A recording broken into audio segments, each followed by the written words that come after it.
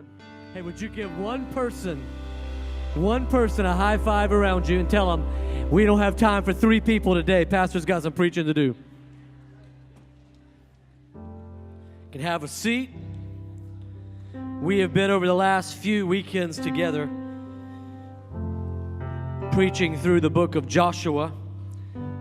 And in this series that we've been calling Step In, and God is teaching us how we can step in to all that He has for us as individuals, all He has for us as a church. And He's reminded us over this series, you remember in week 1, we saw that God gives us a promise.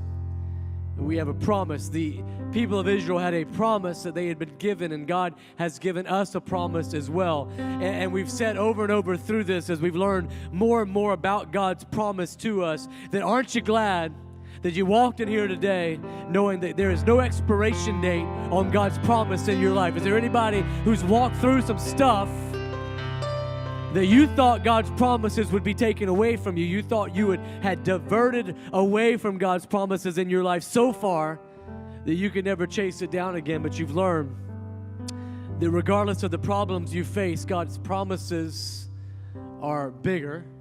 Regardless of how people have let you down in your life, God's promises will never fail you, even when people do.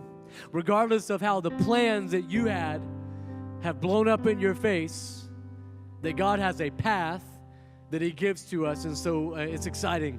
It's exciting to know that the God of the universe loves us. If that's all we hear is the God of the universe loves us, cares about us. We saw that in week 1. We also saw that He's got a path for us in week 2. We make plans, but God has a path. And He's always had a path for His people to get to His promise. He's got a promise for us, and He wants to take us there. And we've been looking at this story, the story of Joshua and the people of Israel, and how God led them through to the promise that He had for them through the lens of our promise that He's made to us as a church. And God does have a promise to us. I believe that almost 6 years ago now, God gave us a promise as we set out to plant this church, that there was 150,000 people in Berkeley County that didn't know about Jesus, and that He said, why don't you go be a part of solving that problem? And He gave us a promise that we would be a church that would help to reach Berkeley County. And so God had a promise for us. And we're starting to see the promise be fulfilled. We're starting to see some exciting things happen, and we are in a cool season. It's been a neat season, but I believe that we are at the close of a season, getting ready to go into a new season, and what God has for us to do even bigger, more than we could ask for, imagine type of things. And because of that, we found out that what you do during the close of one season will determine your harvest for the next season. It was what Joshua did at the close of the season when Moses died that determined the harvest for the next season. God has got a next season for us, Freedom Church. He also has a next season for you in your life. And the question is, will we take the path to His promise, and will we do what we need to do in this season? Now, we've seen through this story that this is no ordinary story. I mean, molecules begin to move in ways that they're not meant to move. Gravity stops to work. Walls begin to be formed out of water on either side of people in 2 occasions that we've seen, and they walk right through on dry land. That's not ordinary. That is extraordinary. We're seeing that it is not a natural event that happens that leads the people of God to the promise. Oftentimes, I'm always amazed that people try to explain away the Bible by saying that, well, it doesn't make any sense. It can't naturally happen that way. We can't prove that it naturally can happen. And I'm reminded that we don't want to serve a natural God. We are all the natural we can have and handle. We need to serve a supernatural God who does supernatural things that we can't explain. If God is natural and I can explain Him, He's not big enough to handle the big old problems I have. You and I are natural, and we're terrible gods. Terrible. You've been your own God many times, and you've tried to be the God for your spouse. Don't give them an elbow right now. And you hadn't worked out very good, but it's supernatural things that happen. And so I'm reading this story, and I'm trying to find one more morsel for us. It's one more thing that can just, a truth that can stand out. And I'm praying, and I'm reading through it, and I'm thinking about going ahead to chapter 5 and chapter 6, and where do we go in here? And then something stuck out to me and jumped out at me from chapters 3 and 4 still. I think I've got something for you. It's one thing that stood out, and there's a principle that's tied to it. Are you guys ready? You guys ready? Y'all want to look at chapter 3 and chapter 4 one more time? All right, here we go. Verse 3, chapter 3. We've read it before. We're going to read it one more time. Early the next morning, Joshua and all the Israelites left Acacia Grove and arrived at the banks of the Jordan River, where they camped before crossing. 3 days later, the Israelite officers went through the camp, giving these instructions to the people. When you see the Levitical priests carrying the Ark of the Covenant of the Lord your God, move out of your positions. Move down to verse 6. In the morning, Joshua said to the priests, lift up the Ark of the Covenant and lead the people across the river. Move down to verse 8. Give this command to the priests who carry the Ark of the Covenant. When you reach the banks of the Jordan River, take a few steps into the river and stop there. Move down to verse 11. Look, the Ark of the Covenant, which belongs to the Lord of the whole earth, will lead you. The Ark of the Covenant will lead you across the Jordan River. Down to verse 13. The priest will carry the Ark of the Lord of all the earth. As soon as their feet touch the water will start to flow. Verse 14. So the people left their camp to cross the Jordan, and the priests who were carrying the Ark of the Covenant went ahead of them. Verse 15, when it was the harvest season, and the Jordan was overflowing its banks, but as soon as the feet of the priests who were carrying the Ark touched the water at the water's edge, the water at that point began backing up. Verse 17, meanwhile, the priests who were carrying the Ark of the Lord's covenant stood on dry ground in the middle of the riverbed as the people passed by. Moving on to chapter 4, verse 4. So Joshua called together 12 men he had chosen. He told them, go into the middle of the Jordan in front of the Ark of the Lord. Verse 6, in the future your children will ask, what do these stones mean? Then you can tell them.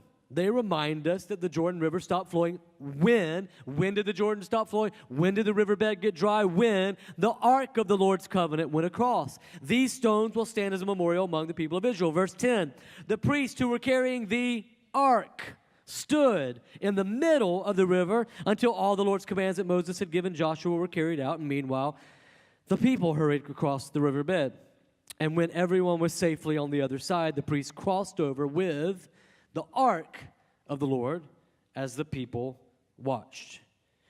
There seems to be an emphasis in these two chapters that jumped out to me as I was reading it over and over again about the Ark of the Covenant, the Ark of the Lord, the Ark. It's mentioned actually 16 times in these three chapters. Now, this is a book that is called the book of Joshua. This is a book that is about a man named Joshua and his story, that he's strong, he's courageous, he's a leader among leaders. We've been talking about Joshua and all that he has done. But what I noticed is in these two pivotal chapters of this story, the Ark of the Covenant is actually mentioned 16 times. Joshua is mentioned 15 times. I think that was on purpose. God was trying to show us there's something that's a little bit more important to this story than you, Joshua. There's something a little bit more important to people who will read this in the future at Freedom Church. There's a little bit more important than Joshua. It's the Ark. And so I have to ask myself then, what's so important about the Ark? What is the Ark? Some of you know Noah had an arky, but you don't know nothing about this Ark, right? You didn't know about this one. So we had to ask ourselves, what's this Ark about? Well, the Ark was a box that was built. In fact, it was the instructions to be built were given in Exodus to Moses to build it. And it was given of just a place to put the law, the Ten Commandments and the rest of the law. It had pieces and parts of the temple that were in there, the showbread and different things that would go in there. And it was to be along with the temple, and it was a place of worship, the temple was, and it was to be there with it. And it gives us all these instructions, and it tells us about the Ark. And the Ark must be important because it tells us the Ark will lead the people. In fact, it seems to me that it was when the Ark arrived on the scene that the miracle started to be initiated. It was when the Ark was in the middle The miracle started to happen. It was when the ark kind of went along with the Levites and the priests. When it went with them, that the river started to part. The ark is what led them out. And it tells us this about the ark. It tells us that it was 27 inches wide. It's a box. It's 27 inches wide. It tells us that it's 27 inches high. And it tells us that it's 45 inches long. And I'm looking at that and I'm thinking, God, why? And there's all this elaborate instruction about how to build the ark and what the ark is to be made out of and what it's to look like and all of these details of the ark. And it's just all this time that God put into it. And I'm wondering, God, what is it about this ark that you're going to travel with the people with and you're going to be there with them? What is it about this ark that's so important? That's so important. And what God was showing us, I believe, is that God measures everything. He is concerned about the details on every. Think about this. If God was this concerned about the details of the ark and how it was to be made and what the artisans were to do about it, if he's that involved in those details, do you think that you, who he made and knew even before you were in your mother's womb, that he is concerned about the details of your marriage and about the details of your financial peace in your life, about the details that are coming to your life and that you need to deal with? Is he worried about telling you, hey, make this conversation and have this conversation then, and do this in your parenting and do this way? If he tells them every single inch of this ark, he is concerned with the details. We can take comfort in the fact that God is a God of the details. He's the God of your details in your life. The other thing that we notice as we're reading about the ark of the Lord is that the ark of the Lord is made out of acacia wood. And it's an interesting type of wood. There's a couple things that are interesting about it. It's a very light wood. It's also a wood that is very fragile, really. It can break very easily. So it's just this fragile wood. But there's an interesting part about the wood that they made the ark out of, is it is a type of wood that never blemishes. It never rots. It doesn't matter how long you have it made into whatever you're making it into, it's going to last. It doesn't rot easily at all. And so it is fragile, yet it doesn't take on blemishes. And we see that. And I'm saying, okay, God, what is this about? What is this about? And then we see that it's made out of this wood, but it's overlaid with gold. And so the scripture tells us that they took this box and they made it exactly how God told them to make it. And they made it out of this acacia wood. And then they overlaid it with pure gold. And I'm going, okay. I'm a preacher. I know how to preach stuff. I know how to put stuff together. I know how to read the scriptures and translate it into the gospel. Every single word of the Old Testament translates into Jesus in the end. So I'm going, wait a minute. Here's acacia wood. It's the frailty of humanity. Jesus was all human, 100% human, but yet, even though in his frailty of humanity, he took on no blemish at all. There was no way sin would come into his life. There was no rot to his life. There was no sin to his life. And yet, even though he was all 100% human and frailty of humanity, he was 100% divinity, pure gold, overlaid with pure gold. And I'm going, okay. So the Ark of the Covenant, it's a symbol of Jesus. It's a symbol of God. And what does that mean? And so you look inside of it, and you see that the Ark has some things placed inside of it. And it's got the law inside of it. But then it has a top on it that is called the cover of our the atonement. I couldn't think of the word. Cover of our atonement. And it's on the top of it. It's right there on the top of it. And it covers up. So the law is inside of here in this box that represents somehow the frailty of humanity of Jesus, the divinity of Jesus. But the atonement, that means the price paid. The price that was paid is covering over the law. And so there is a law that we break. It's called sin. And we break that law, and yet the covering is there. It's over it, that is paid for by Jesus, and that's there. And I'm looking at this, I'm going, okay, this is it. And then look at verse 21 of Exodus 25. So Exodus 25 is there. It's the explanation of all that is inside of it. It says, place inside the ark of the stone tablets, inscribed with the terms of the covenant. That's the law which I will give you. Then put the atonement cover on the top of the ark. And then in verse 22, it all comes together. It all comes together. This Ark of the Covenant.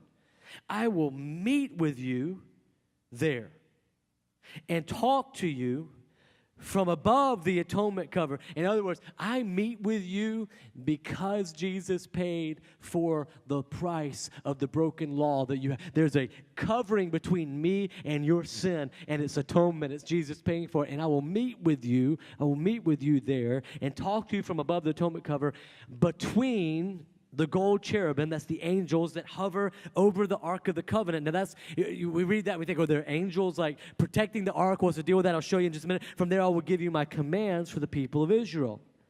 And so the Ark of the Covenant, we see this picture and this example being laid out, this Jesus figure, this power of God, this God figure, and it is literally the presence of God. God says, this is where I will meet with you.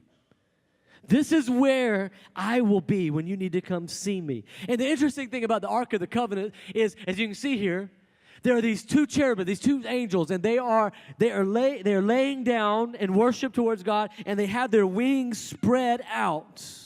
And then they touch, and God says, it's right there that I will meet with you. And then the other piece of the ark that we have is that there's these poles. And I love the idea that there are poles in the Ark of the Covenant. Why are there poles there? Because the people would put the Ark of the Covenant, the Levites would put the Ark of the Covenant on their shoulders, and they would carry the Ark of the Covenant to wherever they needed to go. They would carry, in other words, the presence of God, the symbol of Jesus, the presence of God is mobile. It goes where we need to go. God says, I am mobile and I'll go with you, but look at it. The way that it moves is through you. So there's no legs on it. There's no way it can move on its own. The presence of God is available to us and to the people of Israel. But God says you're going to need to carry it to where you go. And I'm thinking about this for you and I. And I'm thinking about this idea of the Ark of the Covenant, which most of us have never really thought about before a lot. Probably the best time you've ever seen the Ark of the Covenant was here. This is Indiana Jones when he went and found it. And you're like, oh, yeah, now I'm tracking with you. I remember the Ark of the Covenant now. And you can see the angels touching it. And so we've never heard much about the Ark of the Covenant. But what he's saying is it's mobile, can go with you. And what we have to remember is, this is what it means for you and I. We can carry the presence of God into our workplace. He's saying to the Israelite people, you can carry the presence of God where you need to carry it. You're going to step into the water, you're going to carry the presence of God with you. You need a miracle in the middle of your mess, you can carry the presence of God with you. He says, you can carry the presence of God into your work. You can carry the presence of God into your family. You're saying, my family is jacked up. I don't know what's wrong with them. We've got some kind of generational sin going on. We just seem to always fight over everything. We don't know what's happening. You can carry the presence of God as you take steps, shouldering the presence of God. He says, you can carry the presence of God into your mess. He said, wait a minute, I've made a mess of my life. Do you think the Israelites had made a mess? They made a mess. They were supposed to already be in the promise, and now all of a sudden they're carrying the presence of God right into the middle of their mess. You say, wait a minute, it's bigger than a mess. I'm going through hell. You carry it right into the hell that you're going through. It's just you carry the presence of God. You can carry the presence of God into your indiscretions. You see, it's not just a mess that I'm in. It's not just hell that I'm going through. I have messed up. I've made some mistakes. It's me. And surely I can't carry the presence of God with me. No, he's saying to the Israelites, you go get the presence of God and you shoulder it and you put it and you carry it. You carry it. But what I love about this picture that it gives us is that he says, verse 22, I will meet with you there and talk to you from above the atonement between.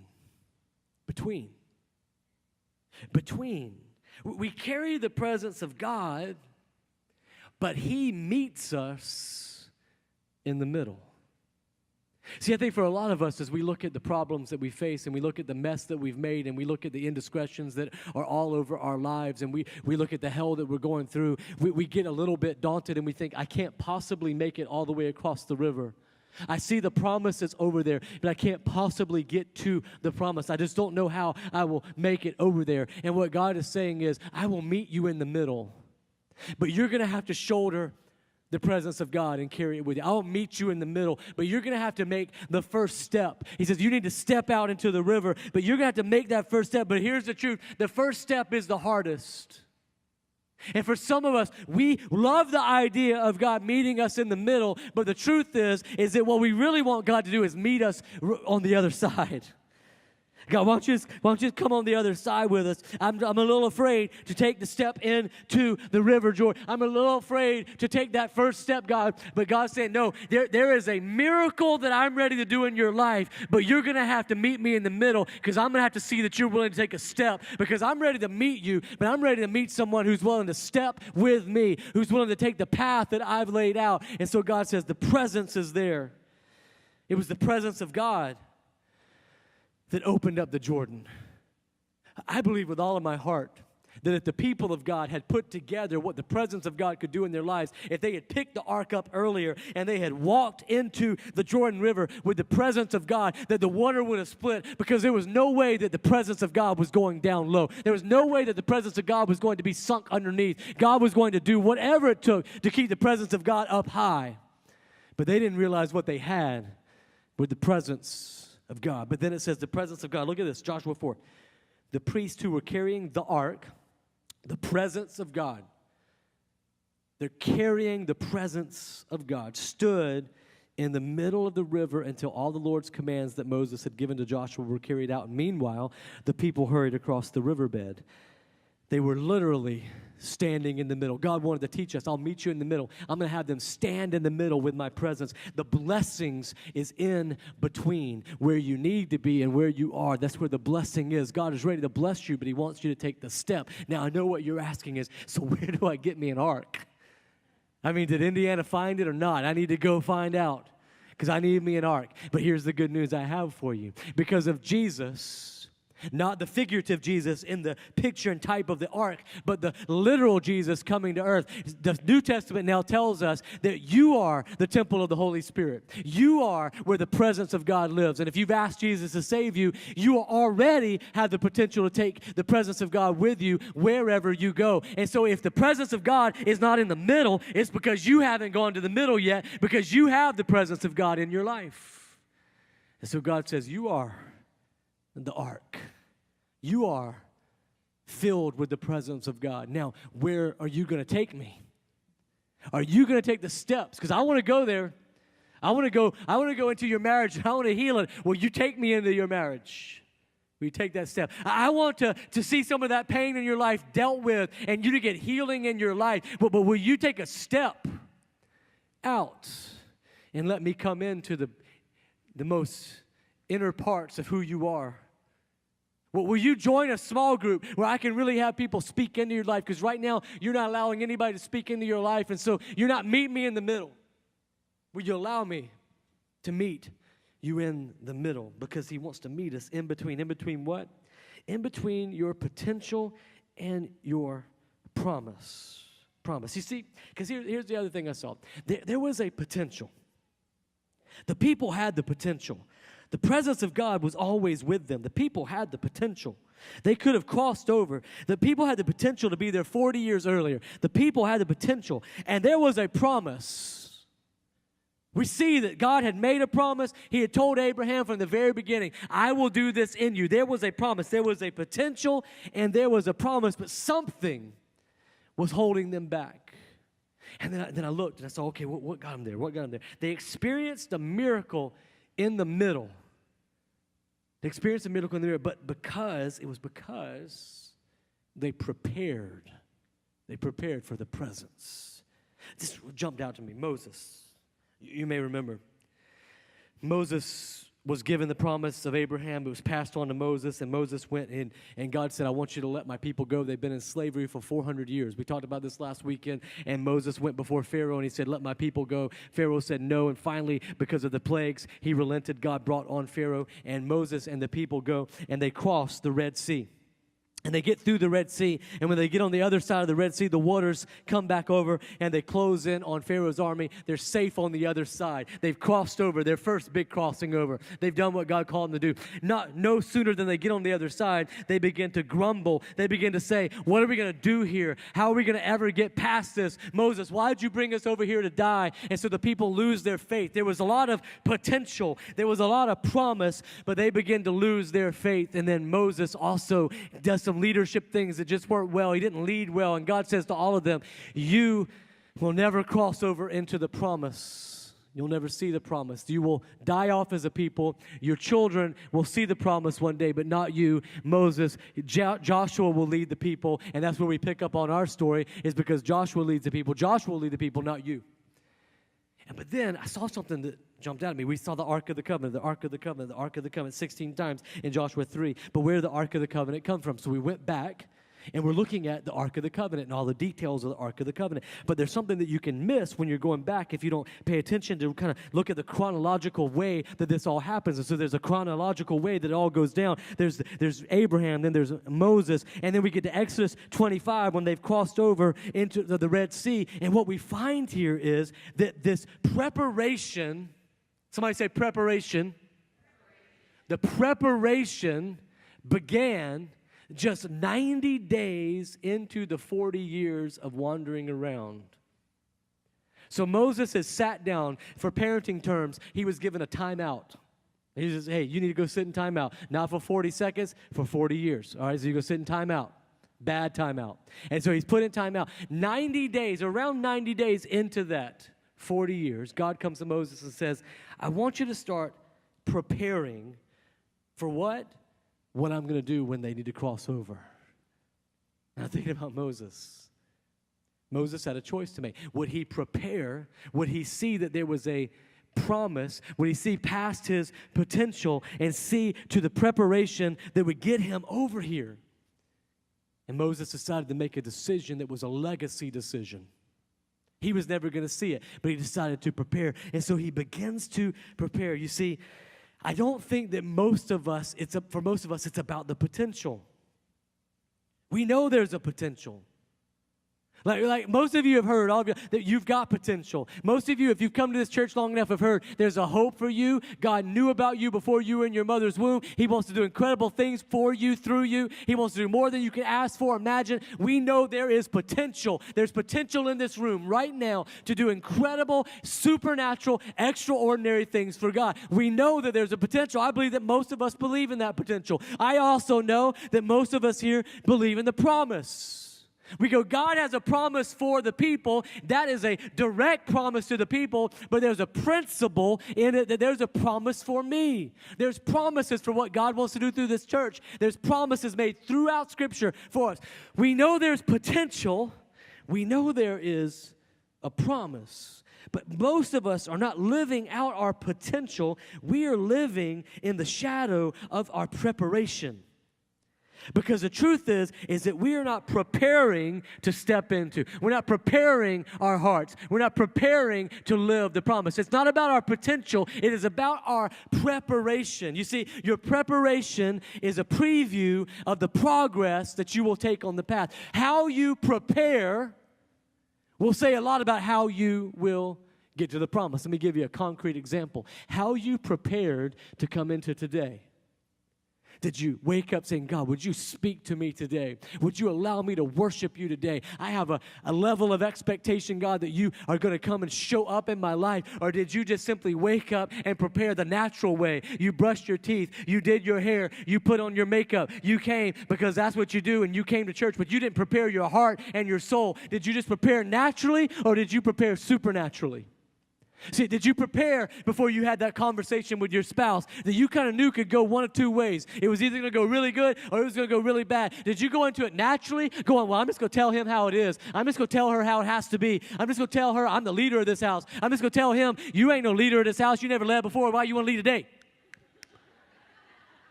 Did you go in naturally, or did you go in supernaturally going, God, would you allow me just to say your words? Would you allow me just to be like you? God, I've got your presence, but I need to prepare. Moses was ready to prepare. You see, you play like you practice. You don't play on your potential. There's been so many people that have potential, but they never did anything with it. You got to prepare. You got to prepare. And God says, I want you to prepare. So here's what we get to. What are we going to do as a church with this season that God has us on? See, we know there's potential.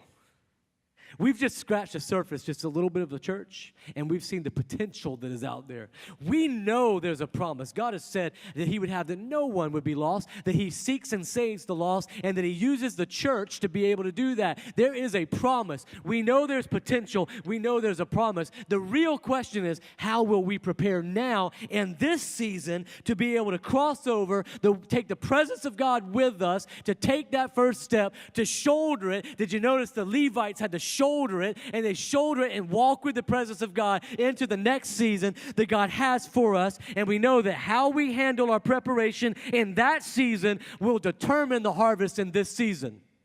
See, how you handle the first several years of your marriage will determine some of the harvest that you have later on. How you handle the fact when you're dating, whether you decide to live together and not do it God's way, or you decide to do it God's way and go through some premarital counseling and get some things ahead of you, that will decide a lot about what you do. How you decide to sit down with a budget, it's the preparation that decides how you're going to spend your money. It's too late to think about the potential when you're already living in the debt, but you can decide in advance, pre-decide, this is what I'm going to do. It's the preparation that has so much to do with the destination of our lives. And God's saying, what are you going to do, church, to prepare? And so here's what I'm calling us to. 12 days. I want us to take the next 12 days. There were 12 stones. 12 is the power of strength. Those stones were a memorial to God. There were 12 spies that they believed. And so we will either believe 12 lies, or we will believe the 12 stones that mark the memorial of what God can do. And I'm asking for us, the church, take 12 days. And here's what else I want to do. Want us to do over those 12 days.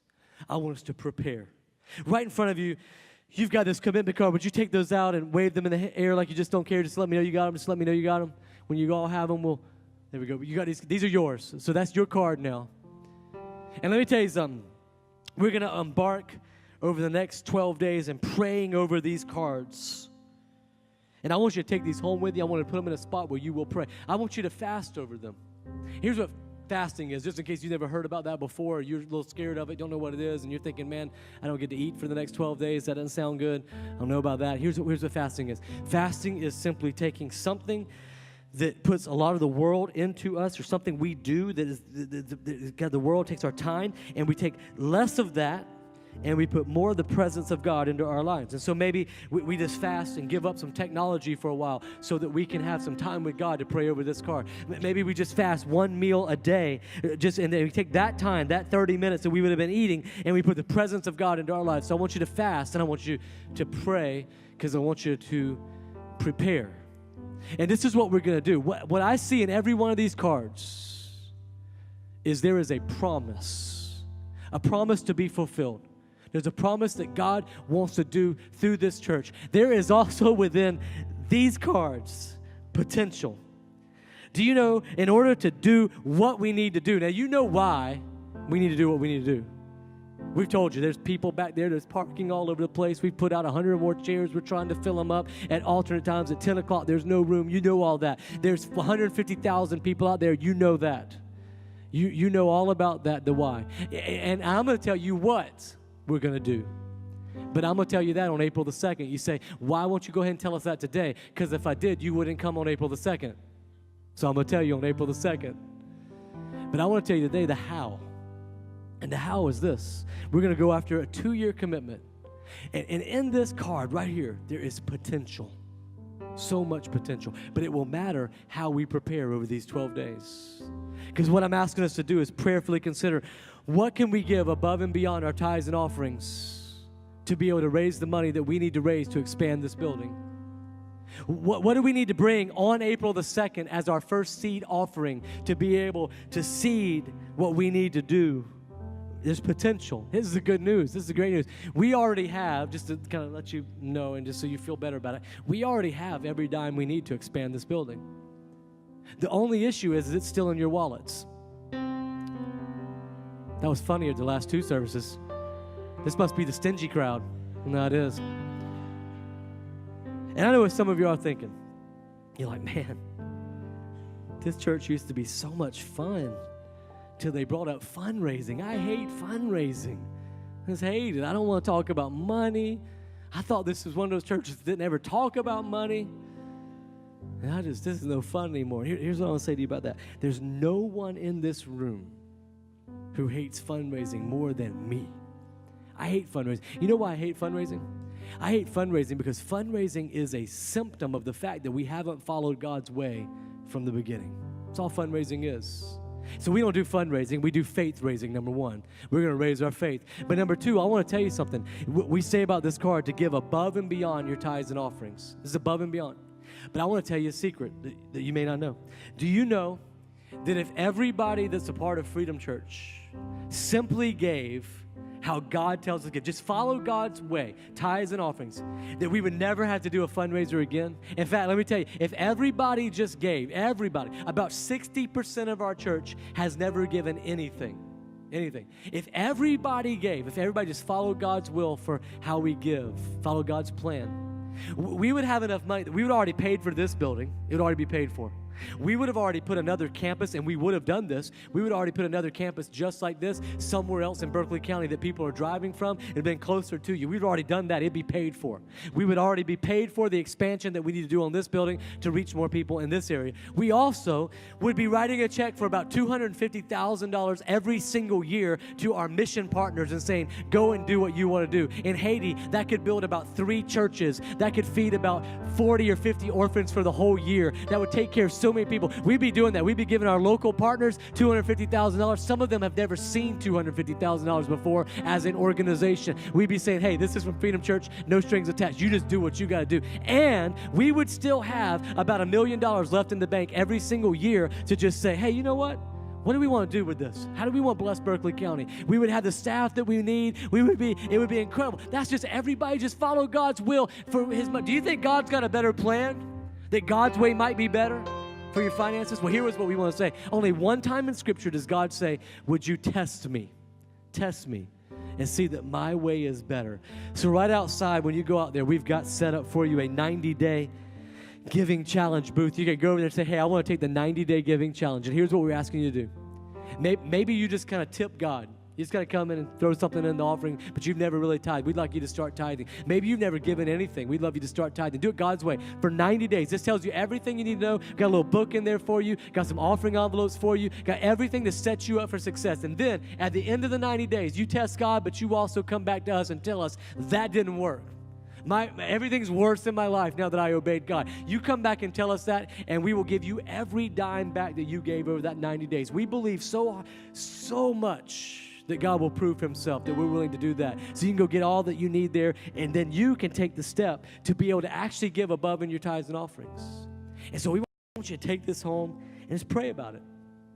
Fast, prepare, and ask God, what do you want me to do? You say, why do we need to do the seed offering on April 2nd? Why do we have to bring that in? Well, just like if you were buying a house, you'd have to kind of determine what you could get by the amount of down payment you could put down, right? You go, okay, what can we do?